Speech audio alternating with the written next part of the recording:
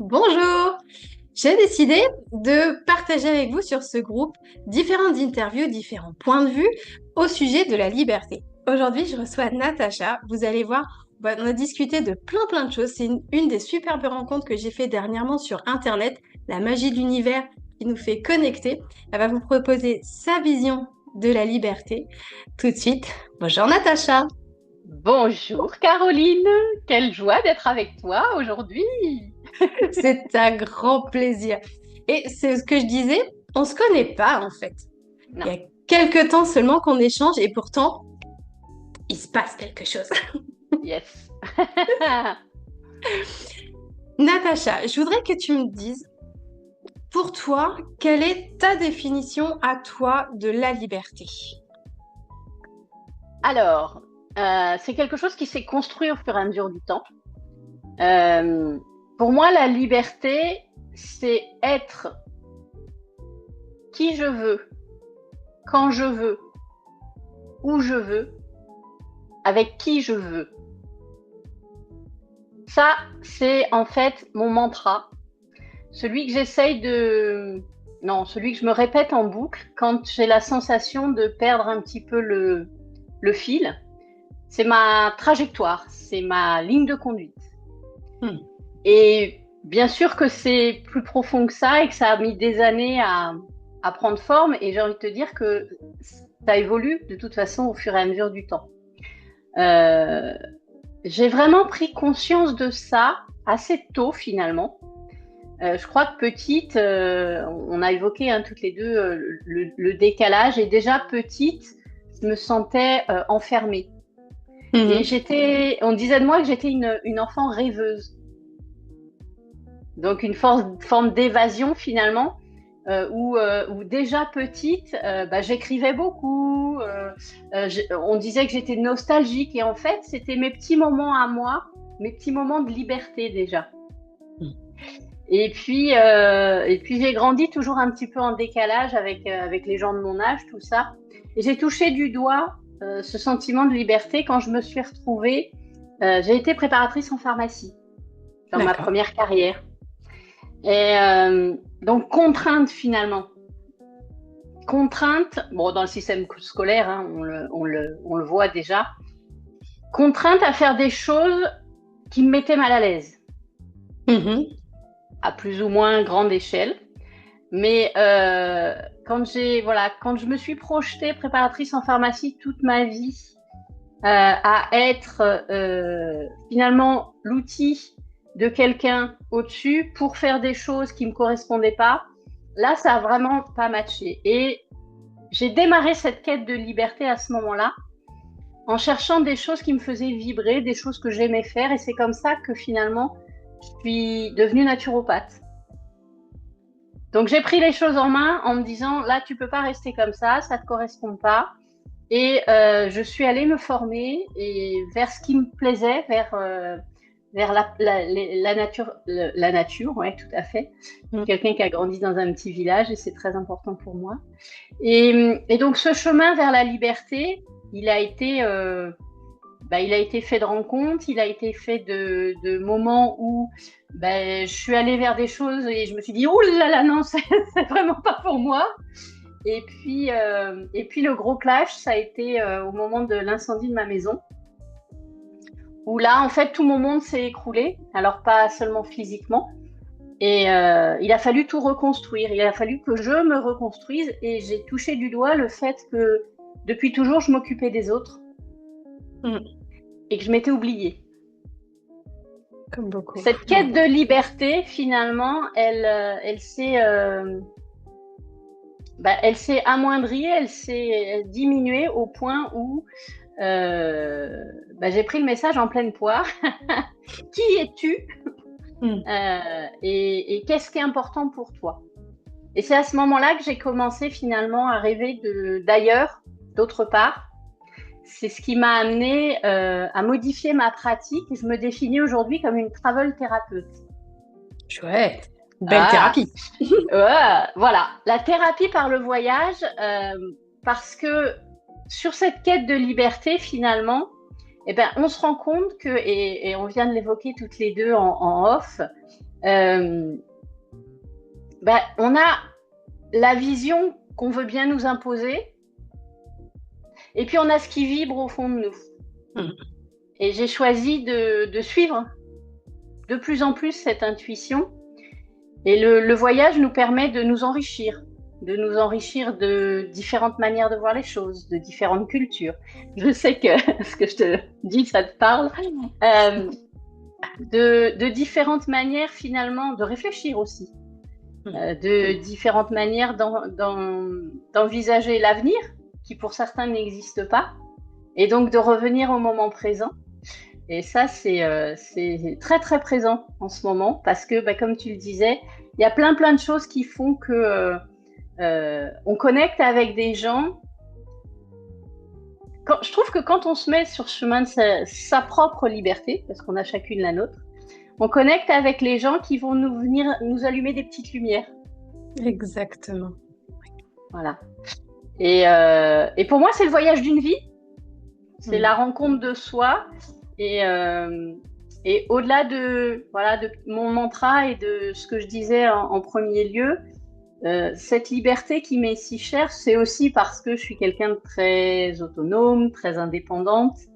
Ça, je l'ai appris pareil en connectant avec des gens qui font du human design ou des choses comme ça.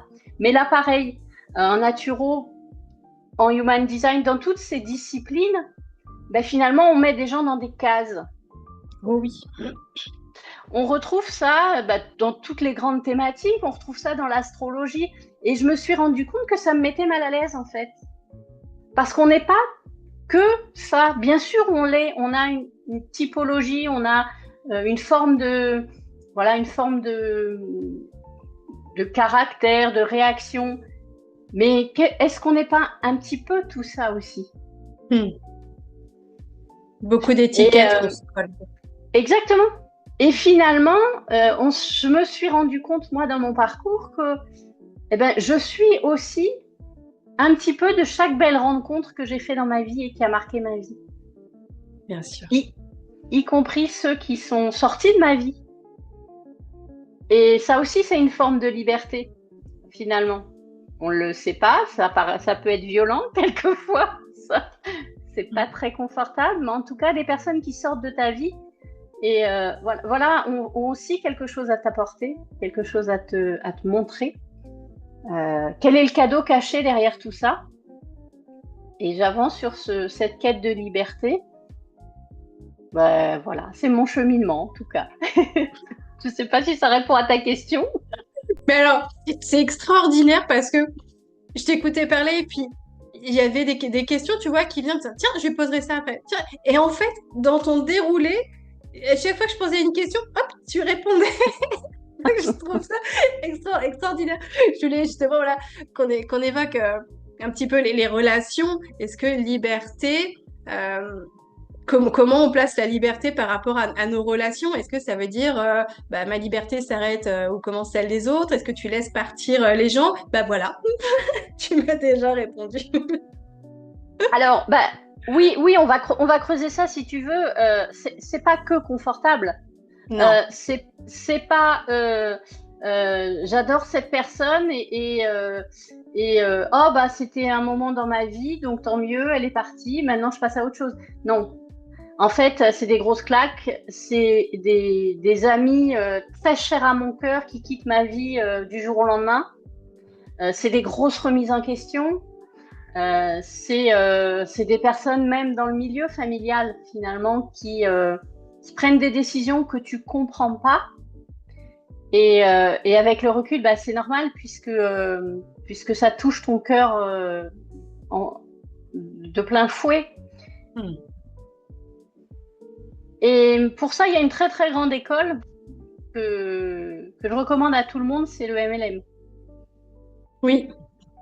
Le modèle marketing qu'on appelle marketing relationnel, c'est une très très très bonne école pour apprendre les relations humaines.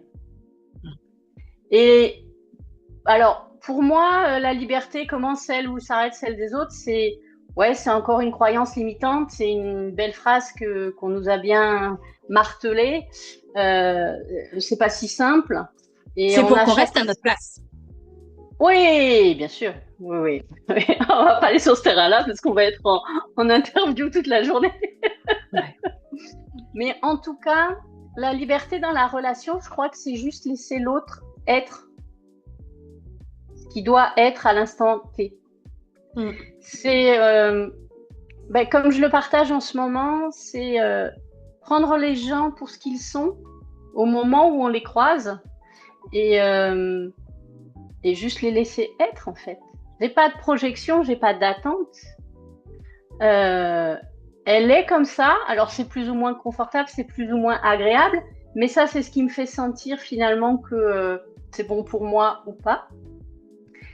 Et, euh, et quand j'y reste et que ça me fait mal, toujours pareil, quel est le cadeau caché derrière ça? Et j'ai ma liberté de prendre aussi ma responsabilité dans la relation, qu'elle soit agréable ou désagréable du reste.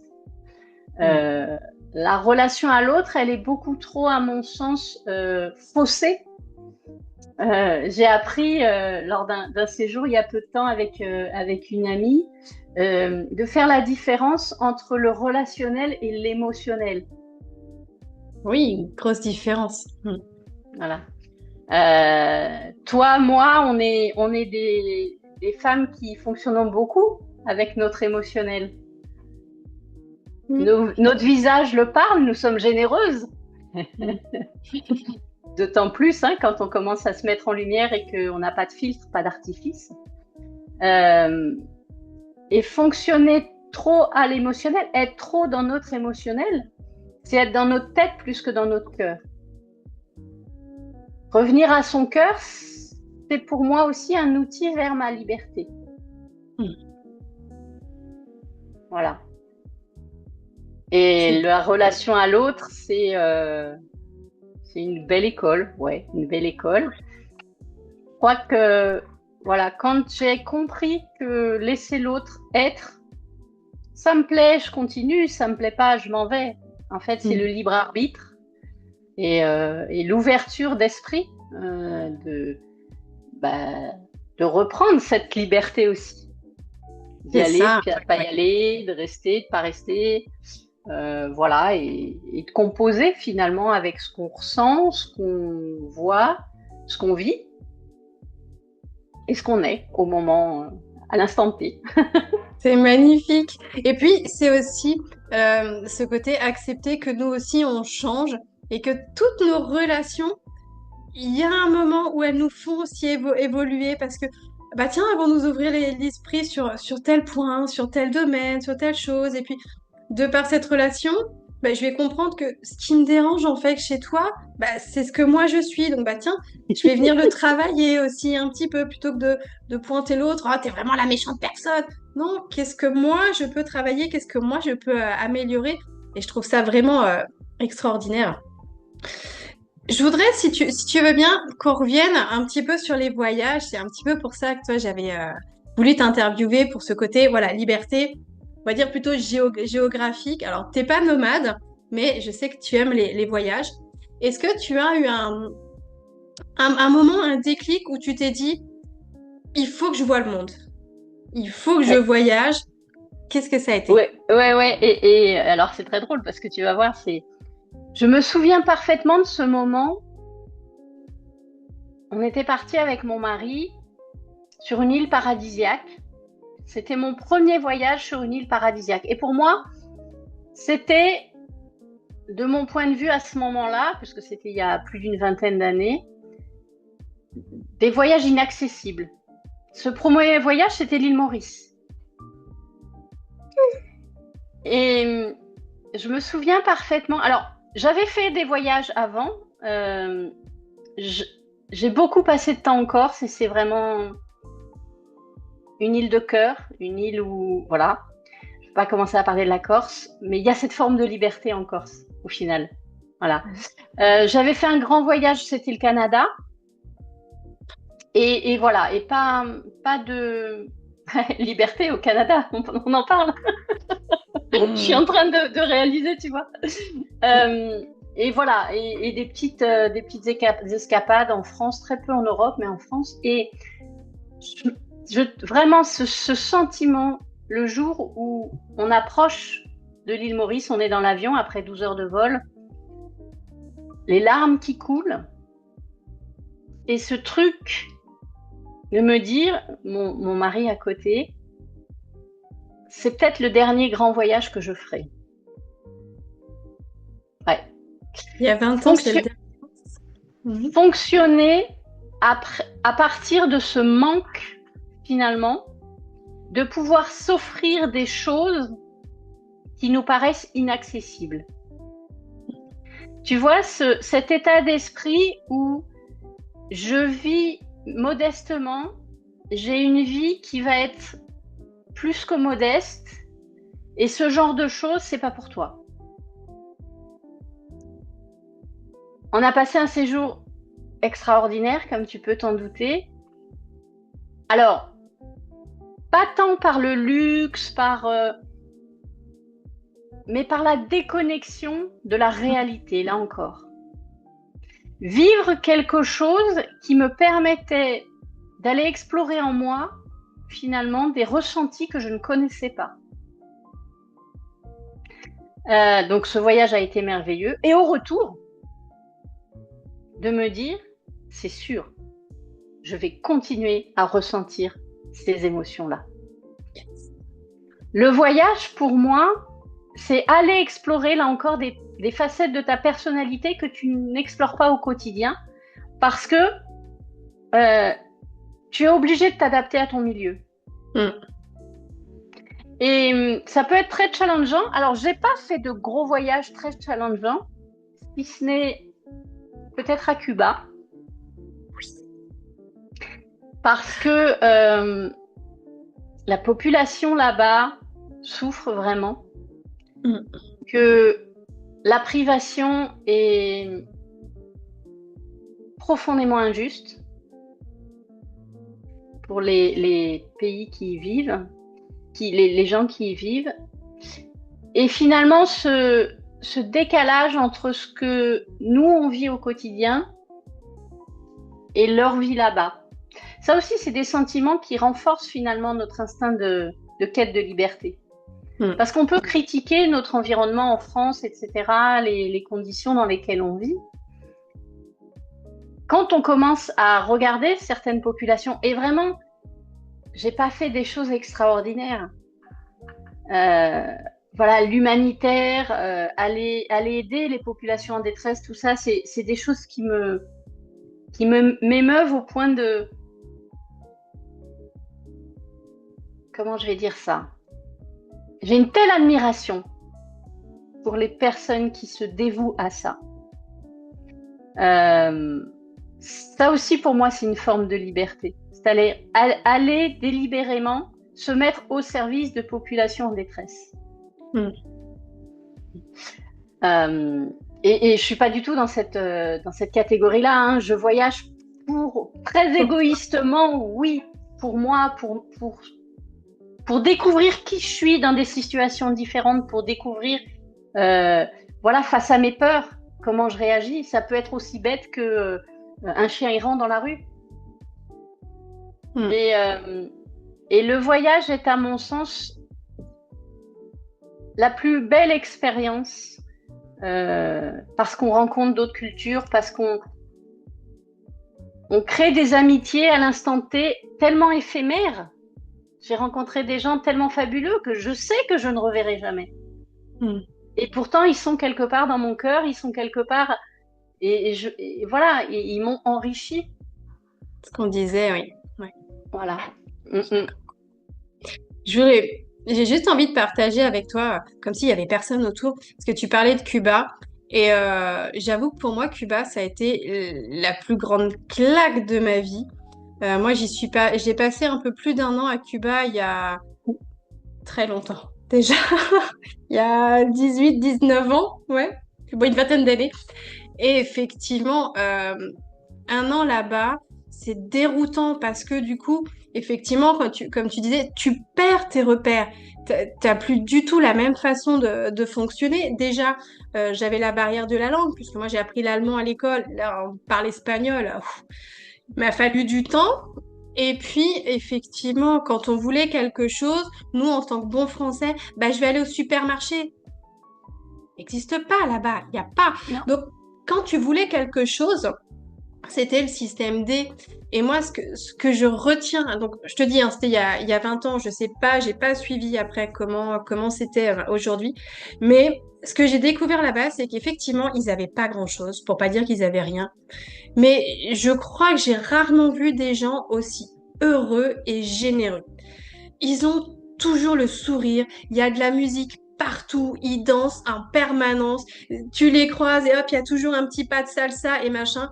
Et ouais, c'est ce cœur ouvert, t'es toujours invité à venir manger chez eux. Moi, ils savaient que j'aimais les mangues, donc à chaque fois qu'on se voyait, ils me ramenaient des sacs complets de mangues. Enfin, ça a été vraiment bénéfique pour moi, au point où quand je suis rentrée, j'ai eu un moment où j'ai tout viré dans mes armoires. J'ai dit non mais ça j'ai pas besoin. Eh ouais, Déjà je suis eh ouais. partie de là-bas, j'ai tout laissé sur place. Je leur ai dit non mais je peux vivre sans tout ça. Donc je me suis débarrassée d'énormément de choses. La première fois que je suis retournée dans un magasin, j'ai eu un haut de cœur. Je me suis dit, oh, il y a trop de choses, voir tous ces rayons pleins qui débordent, qui dégueulent, faut dire le mot. Ouais, ouais, Et ouais. j'ai eu une grosse période quand je suis revenue où j'étais un petit peu voilà, en décalage. Bon, après, je suis retombée dans notre Oui, fonctionnement, mais parce qu'on vit ici, parce que, voilà, oui, oui, bien sûr. Mais oui. oui, Et, et, c'est... Vas-y, vas-y. et c'est aussi ça, cet ascenseur émotionnel. Et comme je te disais, j'ai pas fait beaucoup de pays qui sont très challengeants. Je pense à l'Inde, par exemple. Aussi. Voilà, ça doit être des pays transformationnels. Enfin, il y en a tellement, en fait. Et il y a toute cette dimension de manque par rapport à l'autre. Et inversement, j'ai envie de te parler du voyage de mes rêves qui arrive, que je touche du doigt là maintenant. Alors c'est très cliché, mais c'est le mien. Le voyage de mes rêves, c'est la Polynésie. Et, et quand il a fallu reconstruire, ça a été mon leitmotiv. J'ai cherché un moyen de réaliser ce rêve d'aller en Polynésie. Et là, pour vivre, pour ressentir l'esprit. L'esprit de la nature qui, pour moi, est à son apogée, notamment en Polynésie. Et ça y est, c'est à la fin du mois prochain. Oh là là. J'y vais. Et là aussi, je me dis, mais quelle liberté d'avoir eu cette ouverture d'esprit, de trouver un moyen qui, on en parlait aussi, qui ouvre le champ des possibles. Est-ce que tu veux... Qui va... Vas-y, non, justement, Ouais. est-ce que tu veux nous partager ce moyen? Comment tu fais pour aujourd'hui? Tu disais, je vis modestement, mais je veux quand même voyager. Là, tu pars en Polynésie quand même. Ouais, Comment tu exactement. fais? Et en fait, dans cette quête de me reconstruire, et comme je savais que le voyage était indispensable à ma vie, j'ai cherché un moyen de voyager plus souvent pour moins cher. J'ai cherché un moyen pour que mon budget ne soit pas impacté par mes voyages. Parce que dans la vie, il y a des trucs que tu contrôles pas. Moi, en étant naturopathe, au moment de l'incendie, j'avais un centre de diététique que j'ai fermé, bien évidemment. Et prostrée dans mon canapé, je veux dire, l'avenir, il était assez, assez sombre, pour pas dire parti en fumée. Mauvais jeu de mots. Je vous garantis que c'est un long chemin. Ça Ouais. fait 7 ans et je rigolais pas. Hein. Je rigolais pas de tout ça, hein, bien sûr. Mais quelle expérience transformationnelle, vraiment. Et donc, pour revenir au voyage, voilà, j'ai cherché un moyen. Aujourd'hui, avec les moyens qu'on a, tous ces problématiques finalement trouvent leur solution. On parle beaucoup de l'IA, de l'intelligence artificielle, mais on oublie que nous aussi, on a une intelligence vraiment hors norme et qu'on la fait pas fonctionner. Et donc, en fait, tout simplement, j'ai trouvé un club de voyage privé qui permet à ses membres de voyager à des coûts réduits. Voilà. Je savais que le voyage devait faire partie de ma vie. J'ai sauté, j'ai embarqué directement, sans trop savoir, et je fonctionne de plus en plus comme ça, sans trop savoir la finalité des choses. Et en fait, depuis 6 ans bientôt, Voilà, j'ai fait des destinations extraordinaires que j'aurais pas pu faire dans les conditions dans lesquelles je l'ai fait. J'aurais pas pu faire. Je suis bien sûr retournée à l'île Maurice et c'était pas ma deuxième fois. J'y suis retournée de nombreuses fois. Voilà, on a fait l'été dernier la Crète et une île aussi. Alors toujours une île. T'aimes bien les îles. Indépendance, autonomie, liberté sur une île, c'est un peu différent. La Martinique, voilà, on a découvert le sud de l'Espagne, un endroit où il fait bon vivre, où l'ambiance est vraiment très agréable, enfin, où en tout cas elle colle bien avec nous. Et pour dire la vérité, pour être totalement transparente, quand on est indépendante et qu'on est malade, la possibilité de se soigner est quelque peu restreinte à sa carte bleue. Et même si en France, on a un système de santé qui est merveilleux, eh bien, on touche du doigt les limites de se faire soigner sans avoir beaucoup de moyens. Et donc, je suis retournée travailler comme salariée. Gros challenge. Gros challenge. Et ma liberté dans tout ça. Signer un CDI, ça a été... Ah, on apprend, c'est formateur. Hein. C'est formateur. Hein. On apprend à ouvrir son esprit, à voir toutes les possibilités. Aujourd'hui, je sais pourquoi je l'ai fait. Aujourd'hui, je sais ce que ça m'apporte. Et aujourd'hui, je sais qu'avoir 5 semaines de congés payés par an, c'est pas une fin en soi. Et qu'il y a tellement d'autres moyens pour continuer à voyager aussi. Rien que l'année dernière, j'ai pu réaliser 8 séjours. Voilà, donc Malaga, Cadaqués, Toulouse, avec les partenaires, Nice, avec des rencontres extraordinaires à chaque fois. La Crète avec mon fils de 19 ans qui continue à venir en voyage avec nous. Ouais, Paris avec une amie, une femme que j'ai rencontrée grâce au réseau, grâce au club de voyage et avec qui on a passé un moment extraordinaire d'échange. Et l'idée dans tout ça, c'est vraiment de connecter avec les gens, ce que je disais tout à l'heure, comme ils sont, au moment où ils sont là.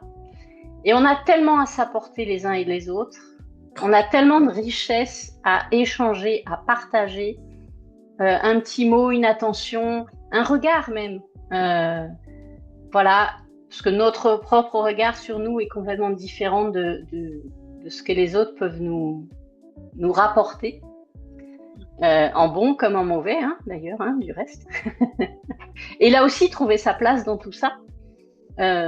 Donc oui, le voyage est mon véhicule pour atteindre finalement cette quête suprême qu'est la liberté. Et j'ai envie de te dire que c'est pas une destination finalement. C'est le voyage, c'est le chemin qui est beau et qui est formateur. Voilà. J'adore tout ce que tu nous as partagé. Moi, ça me donne envie de repartir, de revoyager, voir la planète entière, parce qu'on a en plus la chance d'avoir une planète mais extraordinaire. Déjà, la France, on a plein de beaux coins, il y a une telle diversité. Quand on peut explorer le monde, voilà, on touche à cette quête de liberté qui fait sens pour certains. Rencontrer ces personnes qui nous permettent de grandir, d'évoluer, je trouve ça juste extraordinaire. Donc vraiment, mais de tout cœur, merci pour tout ce que tu nous as partagé. Est-ce que tu as quelque chose, est-ce que tu veux un dernier mot, un mot de la fin, quelque chose à partager, ou on se dit juste au revoir? Ouais, bah non, je resterai des heures à discuter avec toi, moi, du coup. Pour les gens qui nous regardent, j'ai envie de dire simplement, soyez vous-même. En fait, l'idée, c'est tout ce que vous dit votre tête. Si ça résonne dans votre cœur, c'est que c'est vous. Donc exprimez-le. Brillez. Oui, et tu sais, il y a une expression, moi, qui me faisait pas sens jusqu'à il y a pas longtemps, enfin, il y a quelques années maintenant. On dit beaucoup, Ah bah voilà, tiens, je l'ai oublié maintenant. Lâcher prise. Ouais. À toutes les sauces. Lâche prise, lâche prise. Et surtout quand c'est un peu virulent, lâche prise sur ce truc. Eh ben, tu sais quoi, moi, lâcher prise, je ne savais pas faire. C'est dur, hein. C'est Ben, flou. au-delà de c'est dur, c'est flou, oui, c'est ça. C'est-à-dire que qu'est-ce que tu fais en fait pour lâcher prise? C'est ça. Bah, je sais pas. Et le déclic s'est fait quand j'ai entendu laisser être. Oui. Laisser être ce qui est ici et maintenant. Ça veut dire, tu juges avec tes croyances que c'est bon, que c'est mauvais, que c'est bien, que c'est mal. Mais au final, ce n'est que ton point de vue sur l'instant T. Donc, à partir du moment où tu laisses être ce qui est, si c'est la colère, bah c'est la colère, exprime-la. Et si c'est la tristesse, bah tu as le droit d'être triste. On est humain, c'est ce qui nous rend humains, c'est nos émotions. Et pareil, on te dit, il faut gérer tes émotions. Mais en fait, j'ai pas à gérer mes émotions. J'ai juste à les laisser être, à les laisser s'exprimer, à les traverser. Je veux dire, le soleil, il se met pas en colère parce qu'il y a un nuage qui lui passe devant. Non mais c'est vrai. Et le soleil, il brille sur la planète différemment pour tout le monde. Et pourtant, c'est le même astre. J'ai ce rapport à la nature, mais plus profondément à ce grand univers sur lequel on est une infime poussière. Ça me remet toujours dans mon juste centre. Laissez être, faites-vous confiance. Aujourd'hui, on est dans un monde où tout est possible. À mon niveau, mes possibilités vont être différentes des tiennes. Et c'est OK, on est dans une abondance quand on voit la magie de la vie sur Terre. Et là aussi, le voyage est indispensable. Parce que si tu restes au 50e étage dans le 9-3, entre du béton et du... Tu n'as pas la même vision, tu n'as pas la même connexion à la Terre qui pourtant est la même pour tous. Notre planète, elle est la même pour tous et toutes. Il y a tellement de vie, tellement de possibilités. On est tellement cadrés, enfermés, prisonniers dans nos cases. Les étiquettes. Les étiquettes, faites péter les portes, quoi. Enfin, voilà. Et la richesse humaine qu'on oublie parce qu'on met en avant voilà, les mauvais comportements et au final, on oublie quelle richesse on est les uns pour les autres. Donc, ouvrons nos cœurs, ouvrons nos esprits, ouvrons nos bras et puis laissons-nous tranquilles. Arrêtons. Là encore, je me donne une injonction. Stop, quoi. Ouais, c'est ça. Ouais. On peut tous être la main tendue pour quelqu'un d'autre, en fait. Oui. Et il n'y a pas de notion, justement, de supériorité. C'est qu'on est tous égaux. Oui, peut-être que toi, tu vas être supérieur à moi en termes, je sais pas, de connaissances sur ce domaine-là. Ok, c'est très bien, tu vas pouvoir m'apporter. Mais tu vas être mon égal sur un autre sujet. Et puis, il y a un autre terme où on va se surpasser. Mais si on n'est pas dans la compétition, si on est dans cet échange, dans ce partage, eh ben, je vais pouvoir m'élever à ton niveau sur ce sujet-là. Et puis, on va pouvoir avancer. Enfin, moi, je sais que j'ai une vision.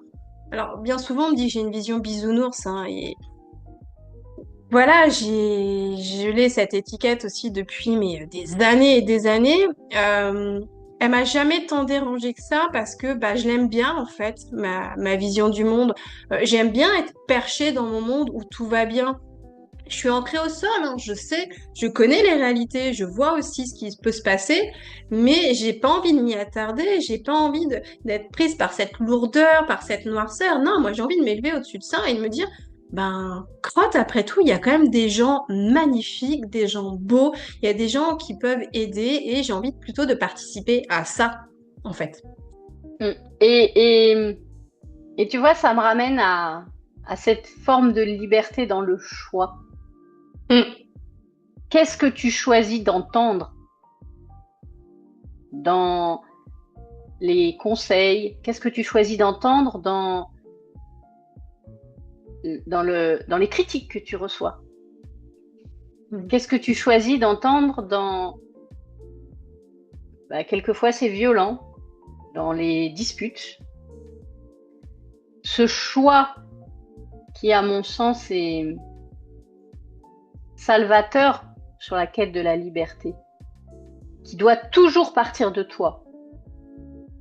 Et ça aussi, c'est une grande leçon, pas si évidente que ça, mais voilà, le choix à partir de toi, ton corps est là pour t'aider à faire ces choix, parce que quand tu manges un truc que t'aimes pas, tu le sens tout de suite, ton corps y réagit. C'est Eh ben, clair. c'est partout, c'est pour tout comme ça. Des fois, tu rencontres des gens et ouh, alors là, tu as le choix d'y aller pour creuser qu'est-ce que c'est et qu'est-ce que ça va m'apprendre sur moi. Ou alors te sauver en courant. Et puis, de toute façon, peut-être que tu auras une autre expérience qui te ramènera à cette. Tant que tu n'es pas prêt à le dépasser, mais ouais, voilà. Si je dois résumer, voilà, le choix en conscience du cœur et pas de la tête, en partant de soi, ça peut être un bon outil pour se mettre en quête de sa liberté, de sa vérité. Voilà. Merci. Écoute, merci à toi. On va s'arrêter là parce que je sais qu'on pourrait encore déborder. En tout cas, merci. Donc, tu auras été la première de, je l'espère, cette longue série d'interviews où on va parler de liberté. Chacun notre point de vue, chacun place la liberté où il a envie, dans certains domaines. Donc, si en tout cas, parmi les gens qui vont nous regarder, il y en a qui se disent « Ah, la Polynésie, Cuba, machin », si ça vous intéresse, si vous avez envie de voyager et d'avoir des petites astuces super sympas, je laisserai les coordonnées de Natacha, vous allez voir sa page, elle vous explique tout. Vous lui faites un petit rendez-vous, vous vous voyez en visio, et alors là, c'est le bonheur assuré parce que c'est... Natacha, faut la rencontrer. En fait, faut discuter avec elle. Vous allez voir à quel point elle brille, à quel point ça fuse. Et puis voilà, ce qu'on disait, des rencontres qui vont nous permettre d'évoluer, de changer. Donc, allez-y, je laisserai les liens. Natacha, mille merci. Je te souhaite une merci à toi. belle journée. À très bientôt. Bye. À bientôt.